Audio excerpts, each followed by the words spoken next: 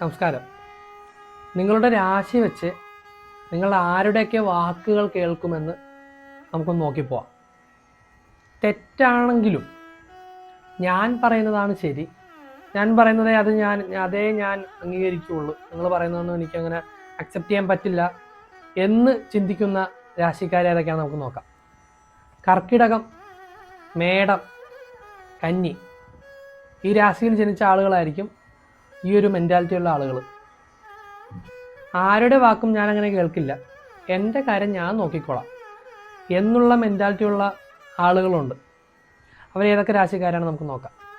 ചിങ്ങം, ഇടവം, മീനം ഈ രാശിക്കാരാണ് അങ്ങനെ ചിന്തിക്കുന്നത്.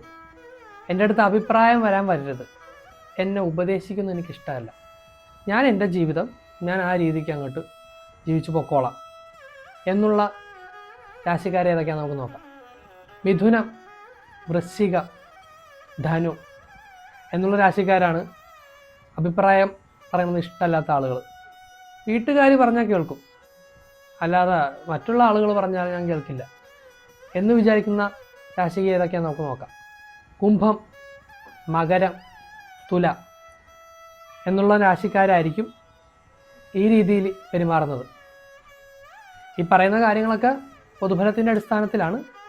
ഈ പറഞ്ഞ ആളുകളുടെ രാശിയുടെ അടിസ്ഥാനത്തിൽ മാത്രമല്ല, ജനസമയത്തിൻ്റെയും നക്ഷത്രത്തിൻ്റെയൊക്കെ അടിസ്ഥാനത്തിൽ ഈ പറഞ്ഞ കാര്യങ്ങളൊക്കെ വ്യത്യാസം വരാവുന്നതും കൂടിയിട്ടാണ്.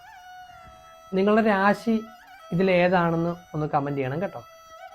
അപ്പോൾ അടുത്ത വീഡിയോയിൽ അടുത്ത ടോപ്പിക്കായിട്ട് കാണാം.